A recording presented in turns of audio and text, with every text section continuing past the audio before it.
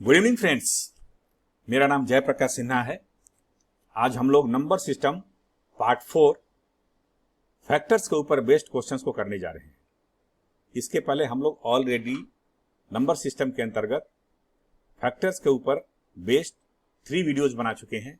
उसमें बहुत सारे क्वेश्चंस को हम लोग डिस्कस कर चुके हैं और फैक्टर्स का जो बेसिक्स है उसको हम लोग समझ चुके हैं अच्छी तरह से। साथ ही साथ हम लोगों ने बहुत सारे क्वेश्चंस को भी डिस्कस किया है और उनका शॉर्टकट तरीका भी हम लोगों ने सीखा है। ये शॉर्टकट तरीका जो है या इस तरह के जो क्वेश्चंस हैं ये कॉम्पिटिटिव एग्जाम्स के लिए बहुत ही इंपॉर्टेंट है। आप सभी को मालूम है एसएससी सीजीएल टीयर 1 का रिजल्ट आ चुका है। जो बच्चे इसमें सफल हो चुके हैं उनको बहुत बहुत बधाई। और अभी एसएससी सीजीएल टीयर 2 की तैयारी जोर शोर से करनी है। तो हम यही मोटो लेकर के चल रहे हैं कि आपको एसएससी सीजीएल टीयर 2 में आने वाले सवालों का जवाब आप किस तरह से कम समय में सही दे सकें। तो हम इस वीडियो में और आने वाले वीडियोज में हम लोग ऑलरेडी एसएससी सीजीएल टीयर 2 में आए हुए सवाल को ही हम लोग डिस्कस करने वाले हैं।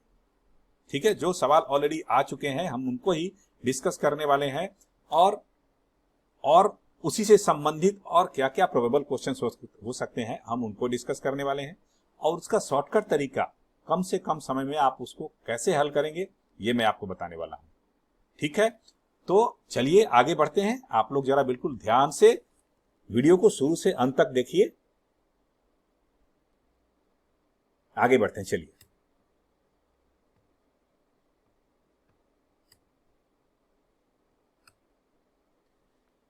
देखिए, हम लोगों ने पिछले वीडियोज में अभी तक हमने टाइटल रखा है कि एक क्वेश्चन की मदद से हम लोग फैक्टर्स के सारे कंसेप्ट्स को हम लोग सीख जाएंगे। तो उसी क्वेश्चन को बेस बनाकर हम लोगों ने क्या क्या सीखा। The number of factors of 3600 एक नंबर हम लोगों ने चूज कर लिया और इसके हम लोगों ने फैक्टर्स के ऊपर इससे संबंधित किस तरह के सवाल आ सकते हैं वो सभी हम लोगों ने डिस्कस किया। तो 3600 क्या क्या क्वेश्चन हो सकता है। Total number of factors of 3600, prime factors of 3600, composite factors of 3600, odd factors of 3600, number of factors of 3600 which are multiple of 4, number of factors of 3600 which are multiple of 6, इस तरह के question हो सकते हैं। And number of factors of 3600 which are perfect squares, ये भी हो सकते हैं। And number of factors of 3600 which are perfect cubes, ये भी हो सकते हैं। हम लोगों ने पिछले अपने तीनों वीडियोज में हम लोगों ने इस तरह के सारे सवालों का हल हम लोगों ने निकाल लिया है। इसका शॉर्टकट तरीका हम लोग ढूंढ चुके हैं, सीख चुके हैं। तो अभी अगर ये आपके पास सवाल आए बनाने के लिए तो मुझे लगता है 20 to 25 सेकेंड्स, विदिन 30 सेकेंड्स आप बना लेंगे। इस बात की मैं गारंटी देता हूं। अगर आपने सही आपने तरीका सीख लिया है तो 20 to 25 सेकेंड्स में आप इनमें से कोई भी सवाल आए आप उनका सवाल हल कर सकते हैं। ठीक है, तो इसका जो थोड़ा बेसिक्स है मैं वो भी थोड़ा आपको बता दूंगा, रिवाइज करवा दूंगा, ताकि जो लोग पिछली वीडियोस को नहीं देखे हैं उनको भी थोड़ी मदद हो जाए। ठीक है, चलिए जो बेसिक्स है उसको हम लोग पेन टैब की मदद से उसको हम लोग सीखेंगे।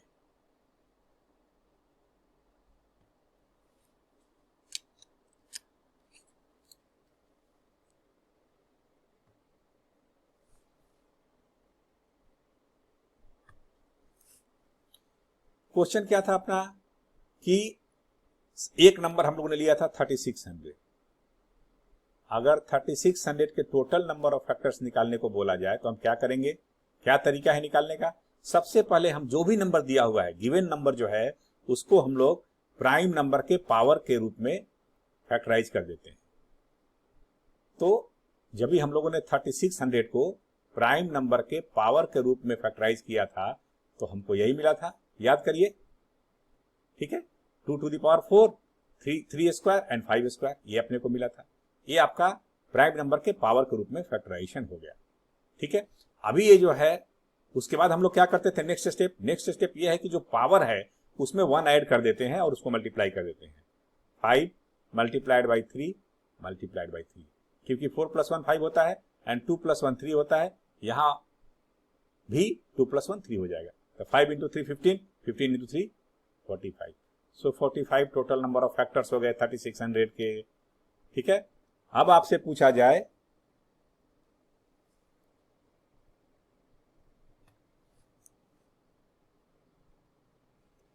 कि 3600 के कितने ऐसे फैक्टर्स हैं जो परफेक्ट स्क्वायर्स हैं।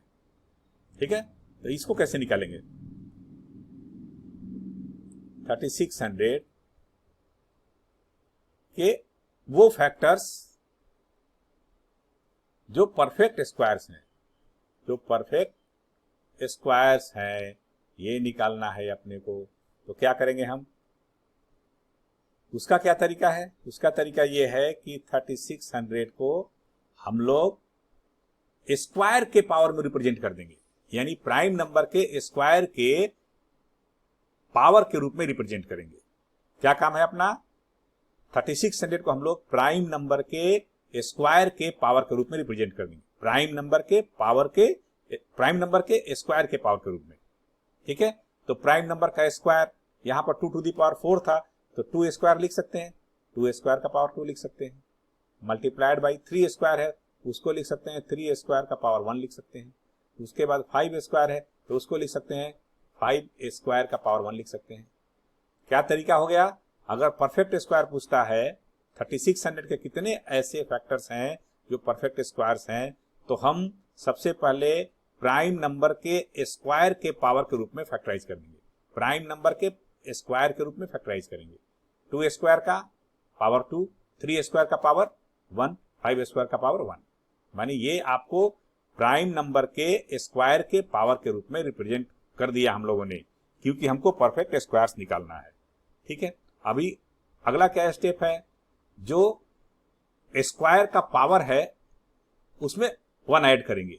तो 2 स्क्वायर का पावर 2 है तो 2 + 1 3, 3 स्क्वायर का पावर 1 है तो 1 + 1 2, 5 स्क्वायर का पावर 1 है तो 1 + 1 2, मल्टीप्लाई करिए इसको, 3 × 6, 6 × 12, सो 12 हो जाएंगे। तो 3600 के 12 ऐसे फैक्टर्स होंगे जो परफेक्ट स्क्वायर्स होंगे। ठीक है, उसी तरह से अगर आपको ये पूछा जाए कि 3600 के कितने ऐसे फैक्टर्स हैं जो परफेक्ट क्यूब्स हैं, तो क्या करेंगे आप? हम सबसे पहले इसको प्राइम नंबर के क्यूब के पावर के रूप में रिप्रेजेंट कर देंगे, प्राइम नंबर के क्यूब के पावर के रूप में रिप्रेजेंट करेंगे।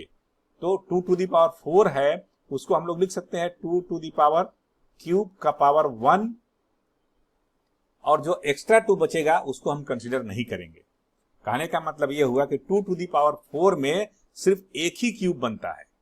2 ^ 4 अगर आपको दिया हुआ है तो उसमें सिर्फ एक ही क्यूब बनता है। उसके बाद क्या है? आपको 2 स्क्वायर है, इसमें तो क्यूब बनेगा ही नहीं, कुछ नहीं बनेगा उसमें।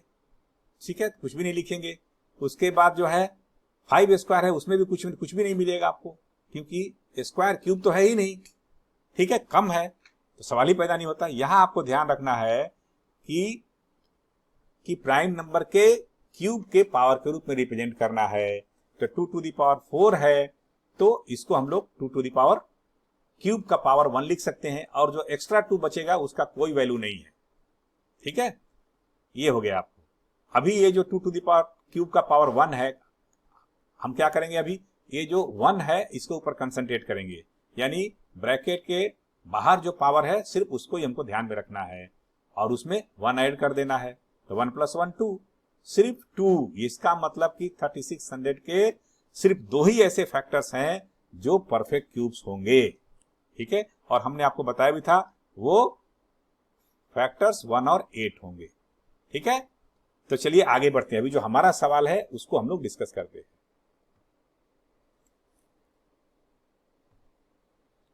क्वेश्चन क्या है? If n is equal to 9 to the power 9, then n is divisible by how many positive perfect cubes?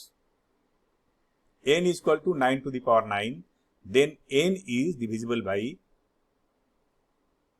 how many positive perfect cubes? मतलब 9 to the power 9 के कितने ऐसे फैक्टर्स हैं जो परफेक्ट क्यूब्स हैं?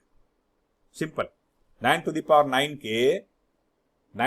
9 के कितने ऐसे फैक्टर्स हैं जो परफेक्ट क्यूब हैं, ये हमको निकालना है। ठीक है,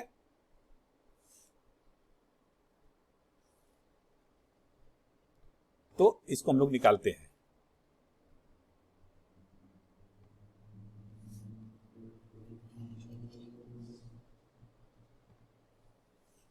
क्वेश्चन क्या है अपना, n is equal to 9 to the power 9। हमने क्या सीखा है कि सब कोई भी नंबर है उसको सबसे हम लोग प्राइम नंबर के पावर के रूप में रिप्रेजेंट करेंगे। तो ये 9 जो है ये प्राइम नहीं है, तो इसको हम लोग प्राइम बनाएंगे। 3 स्क्वायर का पावर 9 लिख देंगे, 3 स्क्वायर का पावर 9, 3 स्क्वायर का पावर 9, 3 स्क्वायर का पावर 9 लिख देंगे। तो ये क्या हो जाएगा, इसको फाइनली हम लोग लिख सकते हैं 3 टू द पावर 18 लिख सकते हैं। सही है। अभी जो हमको क्या निकालना है कि 9 n यानी 9 टू द पावर 9 के कितने ऐसे फैक्टर्स हैं जो परफेक्ट क्यूब्स है। क्यूब्स की बात हो रही है, तो हम ये जो 3 टू द पावर 18 है उसको हम लोग प्राइम नंबर के क्यूब के रूप में रिप्रेजेंट करेंगे।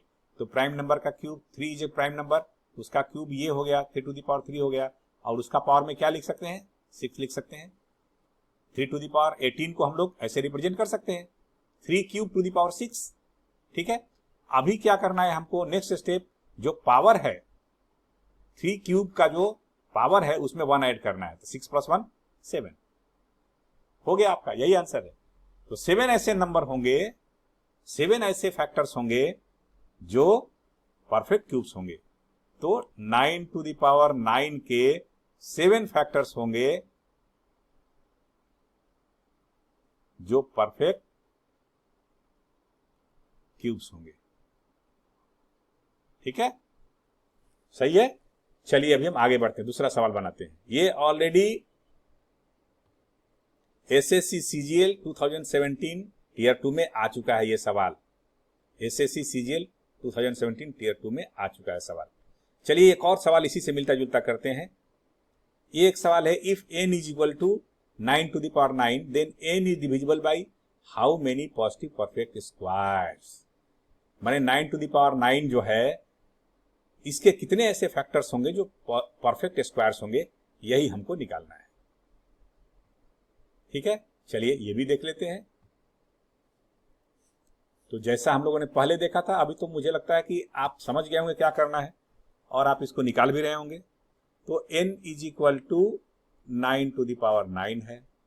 ठीक है, सबसे पहले हम क्या करेंगे, इसको प्राइम नंबर के पावर के रूप में रिप्रेजेंट कर देंगे। तो 3 स्क्वायर टू द पावर 9, इसका मतलब हो गया 3 टू द पावर 18 हो गया। अभी क्या बोलता है कि ये 3 टू द पावर 18 के यानी 9 टू द पावर 9 के यानी n के कितने ऐसे फैक्टर्स हैं जो परफेक्ट स्क्वायर्स हैं। तो अगला स्टेप क्या है हमारा, अगला स्टेप है इसको परफेक्ट स्क्वायर के रूप में, परफेक्ट स्क्वायर यानी स्क्वायर के प्राइम नंबर के स्क्वायर के पावर के रूप में रिप्रेजेंट करना है। प्राइम नंबर के पावर, प्राइम नंबर के स्क्वायर के पावर, तो कितना होगा, ये थोड़ा गड़बड़ हो गया।